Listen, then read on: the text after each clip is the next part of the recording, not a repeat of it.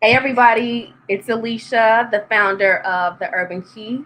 Thanks so much for tuning in. Super excited. So today I have the co-founder of Broccoli City, also Broccoli City Music Festival, Marcus Allen. Super excited to speak with him. Gonna go ahead and bring him in the conversation. Hey Marcus, What up? What up? How you? How I'm you good. doing? How are you? I'm good. I can't complain. It's a blessing. It's a blessing to be here with you. Absolutely. Thank you so much for coming on and chatting with me. So, everybody, this is a really big deal that I was able to, that Marcus was able to join us on this show. You know, the Urban Key is a platform for events. And so it was really important for me to have someone like him who's an advocate for Black millennial events in the US. It's just really a big deal. You do a lot for our community. So I just wanted to, thank you publicly for like everything that you've done because we need more positivity and especially in terms of a creative realm, music, Mhm. sustainable living, things like that. So I definitely want to thank you for everything that you were part of, everything that you do. Thank you so much. I appreciate Absolutely. So, uh, before we get into like some of the fun events and things like that, I want to educate everybody on exactly what Broccoli City is. it. For sure. So the brand was birthed in 2010. Um, we learned about the holiday Earth Day, and we got a chance to learn about Earth Day Network, the nonprofit that runs the organization, and found out that they did large Earth Day festivals on the National Mall. And Yeah. we had huge acts: Alicia Keys, Usher, Stevie Wonder, and it's like 30, 40,000 people out on National Mall, but they like all white people, right? Celebrating this holiday with these black artists, but talking about things that affect black people more than even the people in the audience, right? And Yeah. so we learned about that, and that following year we did our first block party called uh, what was it called? It was called Global Cooling. Global Cooling Block Party. We did that downtown LA, and that was kind of the birth of kind of what the conversation was about. But ultimately, what Broccoli City is really missioned around is building thriving urban communities. And so we use our programs and our ability to mobilize people to create change for African Americans, millennials, 18 to 35. Um, and so, for the most part, we try to be creative on delivering a message while, still being fun, still being balanced, still living a lifestyle that's realistic. Um, and, it's kind of growing. People are attracted to it. Marcus, if you can, I'm so sorry. Can you adjust your volume just a little bit? I want to make sure everybody can hear every single thing that you say. Absolutely. Yeah, no problem. All right, Is that got it. No, I can hear you good, good, good. okay? So Great. let's ask you, how did you initially get involved? My partner, Brandon, and I, we grew up in a city in North Carolina called Greensboro, North Carolina. Nice. And we used to call Greensboro Broccoli City, and it just kind of birthed That's from the where the name. name comes from. Yeah, so that's where it comes from. And then my partner B moved to LA, and he's like, "Yo, I'm trying to start this clothing company. We're gonna call it Broccoli City." And we began to promote the clothing through events, but the events it was just so much better than the clothing. So That's kind of where we were. It was like, yo, we ain't Ralph Lauren. We got to do something else. You know what I'm saying? you got to start somewhere, though. Yeah. No, it birthed it. The clothing definitely birthed it for Yeah. sure.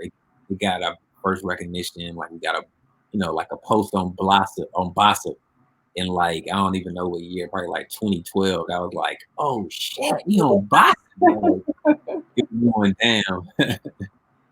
Okay. All right. I love that. Where are you? You're from? You said you're from North Carolina. Yeah, Greensboro, North Carolina, with the end. Greensboro. Okay. Okay. And where'd you go to school? Did you go to school out there? Yeah, North Carolina A&T. Nice. Okay. All right. Yeah. What was that experience like for you? It was great. It was great. It was great. Yeah, I mean, it was it's the real HBCU experience for sure. Like it was great. I mean, I'm still close with a lot of the same people. We had Broccoli Khan today, and Terrence J.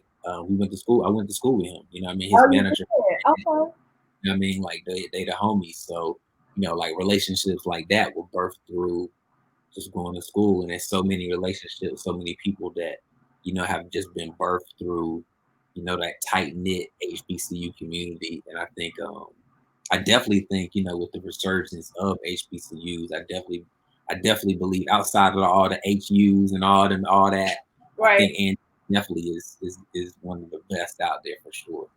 Did you play? No, no, I don't do nothing. Okay. I just had to ask because you brought up Terrence J. So my next question was, are you They, I get to be right outside. You know what I mean? I'm right out. No, you were sporter. Me too. So I'm right. Water, I like that. That's what we're gonna go with. Work, y'all. Oh goodness. So I want to switch gears. I do want to talk about Broccoli Music Festival. So I know that because of COVID-19, like a lot of other festivals, you guys decided to nix it for 2020. What was that like for you all? It's a big undertaking to produce a really large festival like that. So what were the effects of that?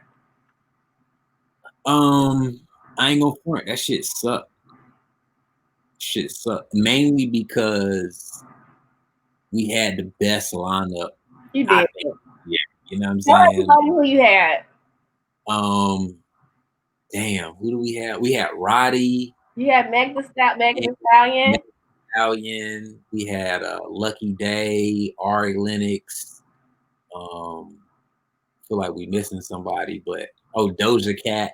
Uh, Yeah, we had some stuff. I mean, this was gonna be our biggest festival to date. We had sold like 36,000. Everything that we planned, like it went off to perfection. Like, and just to execute at that level and just on your rollout, and you just be able to just know, like, and just predict everything, and that it just feels so good. And then to just have that, just you know what I mean, just be like, yeah, you got to push your joint back, and think you pushed it back enough. Like, yo, we're gonna push it to October, and think like, there's no way we'll be having a problem like this in October, and we'll be in what's this, July, and to have had to already cancel for October, and honestly, still don't feel like 100 on May 2021. Oh, that's the presumptive, okay. Yeah, so I mean, I can't say, do I feel confident? No. Nobody feels confident about anything these days. Yeah. So I mean, that makes sense. Yeah, definitely not confident that it's gonna happen. I hope it does, though. You know what I mean? I definitely hope it does for sure. Well, that was a great lineup, but I feel like you are gonna like as soon as you guys plan, once we can get back to a place. I don't want to oversell it, but I feel like the anticipation was there. So I feel like once we are, meaning the states are in a position to actually do live festivals again, maybe not the same way, but in some capacity, we still want to see those same people, and I'm pretty sure those same people, schedule permitting, they want to be a part of it, so it could work. For sure, yeah. I feel like music has been on pause this year. I mean, it's been a few new little joints, but I feel like the same artists, there's still big time anticipation to see those same artists from that lineup. I mean, I think if I were an artist, I would be disappointed. This is like, who wants to launch 2020? Everybody's like, throw 2020 away. Nobody wants to come out this year, or I get it. I totally get it. But I love that you guys were able to pivot. So that was another reason that I wanted to bring you on, because you're able to pivot. And so you all have a few things that you're working on. One being with BroccoliCon, you're doing a digital event. Why don't you tell us a little bit about that event? It starts today and it's today through tomorrow, the 10th.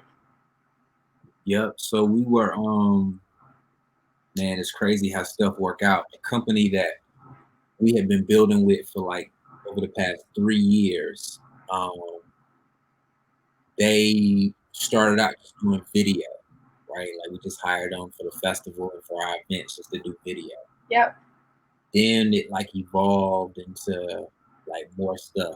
Like, they had rental equipment and lighting, and then it just evolved even more. And so they had been developing this virtual platform like this whole time. And before all the COVID stuff happened, they had done a demo. It's like, oh, that's dope. You know what I mean? Yeah. Like, oh, okay, we do virtual events. But it's like, bro, I Nobody just saw, was checking for virtual events before this happened. So this is their time. Like if you're in the event space, like and, yeah. and it was just, you know what I mean? Just the timing of everything was just like so crazy. Yep. And, we had a lot of sponsor relationships, a lot of dollars that was pending that, honestly, like, we needed to try to retain as much of that relationships as possible. And so, you know, to be honest, we sat back and saw a lot of very bad produced digital conferences, you know, and so we really wanted to take a step back, figure out what our our voice was going to be in this whole space. But we've been able to be blessed and pivot. It was received pretty well today. Um, Honestly, it was a lot more views, a lot bigger response than what I was even expecting. And so it's been great. Honestly, it was a blessing for us to have that technical relationship already there, that we could come in and really develop something that was special. Because I think, early on, people weren't willing to invest at this. Not necessarily you. It's not apples to apples, but you can't think that every single time you want to produce something virtually, you don't have to spend no money. Just like, Correct. what I mean? Like you have to, sometimes you have to invest the money. And so I feel like for the first half of COVID, people were just like, yo, we just going live and we ain't worried about nothing. Like, we're Just not gonna we're not gonna have a lower third with live with Alicia Brown. We ain't gonna have none of that. You know what I'm saying? We going raw how it comes. So I think that it's important now that folks kind of know, like, we in the crib, like it's time to invest some dollars, especially if you want to get some sponsors. Like the sponsors they still want to see their brand, they still want to see their logo, they still want those same deliverables you were gonna deliver on the real conference. They want to still see that stuff. And so we just been honestly, we were blessed. We were blessed with the relationship. It's really an opportunity because of this. You're going to see a lot more people doing these virtual. You're going to see both. I think eventually, if we can dig our way out of COVID, you're going to see a return of live events. Maybe not to the magnitude, but I think the opportunity lies in that you can offer both things and just customize it differently. And you're able to actually reach more people to offer virtual and live. So I mean, it's really a win-win. I just think that people need to get accustomed to who the different vendors are. Reach out to event marketer and get some resources. But it can work. I'm excited for it, honestly. Absolutely. Absolutely. So okay, so that's happening today. So how can people register for the digital event? BroccoliCon.com. Yeah, BroccoliCon, BROCCOLI CON.com. Okay. And then the other thing that you're doing, so you've actually partnered with Events DC and launching a pop-up drive-in movie. So that's fun. That's very exciting. So tell us about that. Yeah, we wanted to figure out something, but we didn't want to do like one big thing. We wanted to do something kind of over a little bit of a time. And obviously, through COVID, realizing the festival is a wrap. What are we gonna do? What can we create new? Um, really just figuring out what's the next angle. What's the next wave? And some of our partners at Live Nation, they had done a few P&Ls on doing like live concerts, like basically in car Mm-hmm. discos. and the financial models just weren't solid. And while we wanted to do live events, once we started looking at the numbers, we realized that the movies is actually the better play. You just can't do them in a weekend. You have to be prepared to do them over 90 days or something of that nature, where people can have a few different opportunities to see the movie they want to see. Okay. And so once we started pulling back those layers and figuring out the right approach, we began to start having conversations with the Reopen Committee that was appointed by the mayor's office in DC. Who are basically like figuring out like what are the things that we're going to phase in as like first approach for people kind of gathering and social distance methods. And so they approved it. You know what I mean? We partnered with Events DC. They were a great partner because obviously they're quasi government. And so we launched that today as well. Like we felt like, what better day than the day? You know what I mean? Get all to shit. I think that's amazing. I think that's such a good idea. I've been saying for at least the last 5 years that I wanted to go to a drive-in movie. I'm, in Chicago. I know you're in DC, but when I was a kid, that was something that we used to do. It was fun, and it got you outside, and you didn't have to really, engage with a lot of people. Where'd you grow up? I grew up in the south suburbs. So look, let me clarify now. Got you. So outside of Chicago. What'd you say? So right outside of Chicago? Yeah, probably 20 minutes. So I grew up in a small town, South Highland, Illinois. Got you. And the drive-in theater was probably, 20 minutes, or I was a kid, so it wasn't far away, But it was one of my favorite things to do. So I love this idea. I love that you guys are doing that. So these are really big things that you're doing. Like I said, you were able to pivot, and this is a lot of funding, a lot of time, a lot of planning. Dare I ask, are there any other events coming down the pipeline in the next couple months, or? Nah, nothing that we got planned.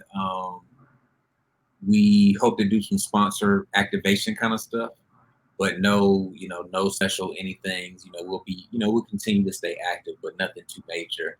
Right now we're gonna really figure out what our role is in Black culture. I think this is a very special time in Black culture, and I think for Broccoli City and our team, we want to lend ourselves to the best of our ability and really figure out like what can we do to be more valued. So I think right now we're kind of a little bit in like a limbo of figuring out which direction and what we do next and what the new approach is. And, it's exciting, but it's like every week it's like, I feel like 2020, a month has felt like a year. There's so much is happening in a few weeks. So you just have to be so adaptable to what's going on right now. It's almost crazy just to see how this stuff is happening. Well, I know it's a lot on a personal level. All of us are having our own unique experience with what's happening in the world. But in terms of what you do and what you bring, I definitely, I just want to say, I know you will just keep going, because we really need, like you make a difference, like your program is awesome, and we need more things like that. So I hope this interview inspires, someone to figure out how they can be a part of what you guys do, or, to branch out and do their own thing. I think it's so important. Let me ask you, is there anything that we can do to support you? Just anybody that's watching who wants to get involved. I think that's even kind of going back to my earlier statement, right? Like I should have a better answer for that, right? Obviously I could say buy a ticket, and that's you know what I mean? But it's like, that's a product. You'll want to buy it. I don't have to ask. You know what I mean? But like I should have more to provide that, I mean, a direction of which our brand is doing something where I could say, hey, we're doing XYZ, you know what I mean? Please help us do this, you know what I mean? So, and we have a nonprofit. We do a ton of volunteer work through our nonprofit, but it's just in this climate that it just doesn't feel enough. You know what I mean? Okay. No, I think that's fair. a fair assessment of where we are. That's just what it is.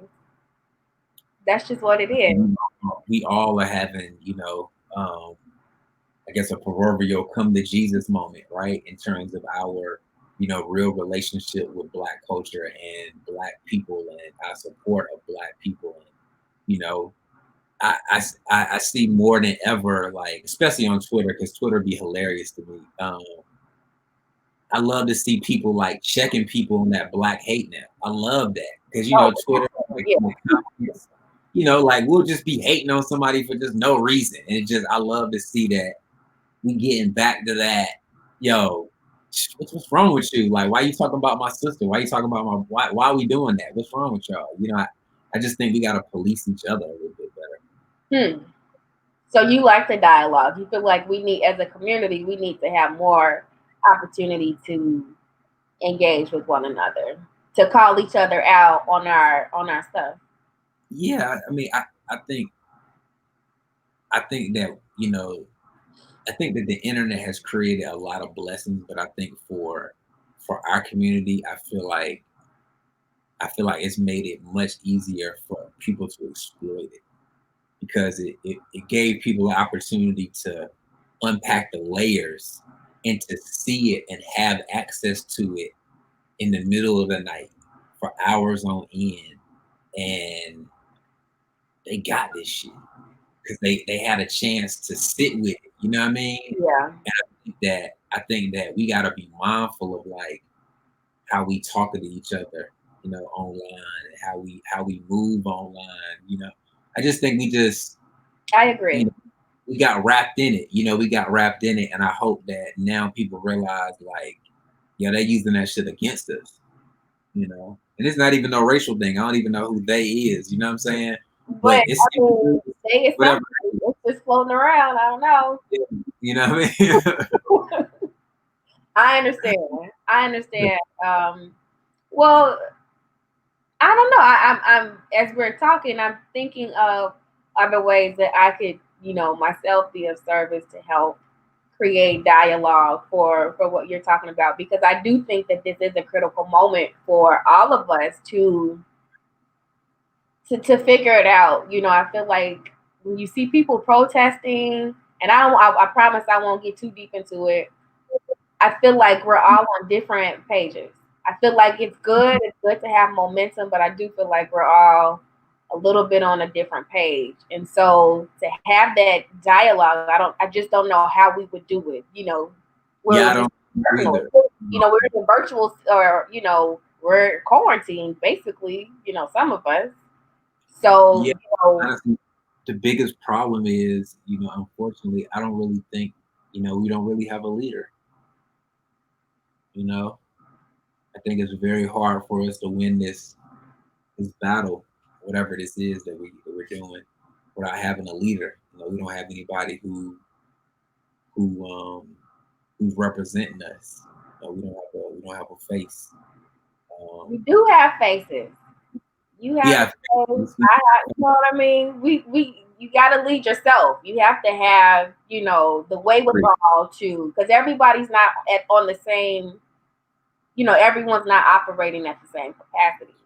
Yeah, that's and I think even more than ever, I see that, but I do think it'd be great to just have a strong, Black leader that was recognizable. Like, honestly, it would have been ill if Barack never was president. You know what I mean? I got to cut you off now. I'm cutting the interview off. The interview.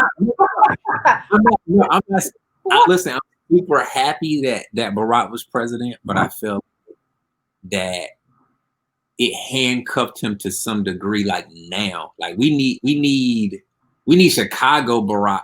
You know what I mean? And I feel like he's had to have a certain level of polish that he can never come back from that. He can never go back to what we need right now. Mm-hmm. We need somebody a little spicy. We need somebody with some quick comebacks. We need somebody who can tweet back it. You know what I mean? Like, we need that. You know what I mean? Like, a little bit now. But you know what I mean? it's within reason. You know what I'm saying? Which I respect it, but I Are more militant, it sounds like. I don't even know if it's more militant. I think it's just more. I just think, especially if you're talking like more political, right? You know what I mean? Trump is a savage. You know what I mean? Like you can only be but so nice in that battle because he's not playing fair. No. He's not playing fair, and I don't think nice guys finish first in that battle. I just don't. I don't see that happening, and so it just concerns me that we just don't have somebody right now that when dudes say something crazy, we be ready to go see what this motherfucker about to say. Like, oh shit, we go see what Steve just tweeted. You know what I mean, or whoever that is. I think it would be great to have that person that we could count on. Like, yo, this person got power to respond. They got money. They got relationships. They got, the things that we need. They got political power. They got substance. They smart. You know what I mean? It's honestly Barack. It's literally Barack right now without having to be, No, I president. understand what you're saying. So the thought that came to mind for me as you were saying that, which I was listening, so I'm not being rude. Nah, it's all I was thinking at this juncture, man, I would be afraid for that person. Whoever that person is, or You know what? on their That's, back. you know what? I respect that statement too. I respect that statement too. Yeah. Maybe that's a lot of pressure. Yeah. With one No person. It has to be a coalition, question. Yeah, I mean, listen, I'm with the coalition. I'm with the coalition. I'm Yeah. saying I'm with that too. I just think, at the end of the day, we can't have 6,000 heads at the coalition. Somebody got to be willing to be capo. Somebody got to be the vice president. Somebody got to be the accountant. It Yeah. can't all be the motherfucking executive director of this motherfucker. Somebody got to be something else. The one, yeah. You know what I'm saying? Like, and even if we have an executive committee, the number of executives in the committee can't be 161,000. Well, true. But okay, so I'm thinking about, for an example, like Black Lives Matter. The leader of Black Lives Matter. I don't know her name personally, but I know that there is someone in charge. Maybe I'm not paying close attention. You Google that real quick. I need to get hip on that because Apparently both of us. right, you know what I'm saying? Because I feel like the Black Lives Matter movement is two things, right? It's a movement that represents what I believe we're all talking about, which I'm 100% for. But then there's a nonprofit, and is that what you're talking about? The nonprofit? I don't understand. I don't make a distinguish. I'm not well read on it, right? So I'm just making a blanket statement. I don't see two things. So I would assume that it's a nonprofit, but I don't see it as two different things. Yeah, I gotta get hip on it.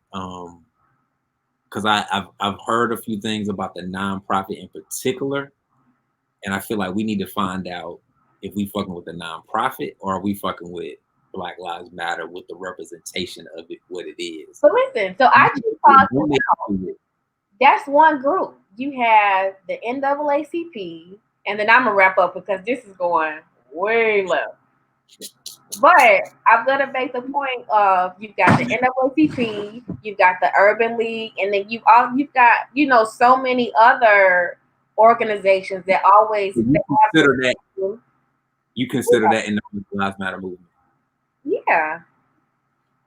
So to a degree, because I think they make changes or they organize on a different level. So it's not like at the level of a Barack, but I think that they are, organizing in terms of policy, addressing what the pillars are that what are the things that we need to address in our community for sure. And they basically, to me, function similarly. That's fair. So, but bringing it back to your original point of, just having the one leader. It's something I have to think. I have to think through that. Like, I don't have a yes, that's good, or no, I really, it's a fair statement. I feel like we need something new, different. I don't think one person should take the brunt of it, but I understand what your point is. Mm-hmm. I understand your point. For sure. Yeah, we just gotta have a plan. That's all. I think it's time for us to come up with a solid ass plan and lean on some people. I think we can get what we need. I really do. Well, you get on the phone. You know a lot of people. Let's put Thank something you. together. Let's, get a Chicago, team going, and then I can call some people on the Urban League, Chicago Urban League, and no, I'm serious. Sound like we gotta pull it together. This might be a start of the coalition. I'm dead serious. So, I mean, or, I hit a button. Sorry, Oh, no, I didn't see nothing. my computer. I'm sorry. No worries. But I know that there are, so many organizations that would love to like partner with you, with you in the seat that you sit in, for sure. That could be, especially with millennials, especially with Absolutely. voter registration, especially with, and with all the other things are different than what I think your organization does, but just the fact that you can reach young people on that level could be huge. That's who we need to reach, are the young people. It's not the old people, it's not your over 40s. You know what I mean? That you really need to reach. It's the younger generation. So there's definitely, some opportunity there. For sure. For So sure. I'm digging both of us out of a hole because Appreciate this is a off Facebook Live conversation. I know, right? I Mom, know, right? hey, We you got to talking test that in the about house before you go out in public talking about that. So I know. I am cutting off. Marcus, you've made my day. So being able to talk to you, I said this to you earlier. You doing this interview really does mean a lot to me. So just want to thank you again. Appreciate you reaching out. Yeah. And, if you guys do anything else, please let me know. Just shoot me an email or, I'm more than happy to support you guys however I can. For sure, for sure. Once we figure out what the next move is, I'm gonna definitely hit you up because we're gonna need Chicago That's awesome. All for right. sure. We'll Sure. get back to your family festivities. Much All right. love. Thank you. Happy birthday, Bill. Me. All right, bye. All right, bye. Hey, you guys. Hope you enjoyed a little bit of the conversation that I had with Marcus. Hope you definitely will check out the things that he has going on in terms of the BroccoliCon. So that's taking place today and tomorrow. You can go to BroccoliCon.com as he stated. And then also keep up with me. Follow me on all platforms at the Urban Key. And I've been teasing for like the last week or so an announcement that I have. So I am officially launching my website. So it's been, a little bit of a hassle, a struggle to actually get it out, but I'm so excited to finally be able to put it out there so that you guys can see it and truly understand what the Urban Key is supposed to be for, like why I have it, and what the purpose of the interviews are, and you'll see how everything comes together. So just be looking out for it.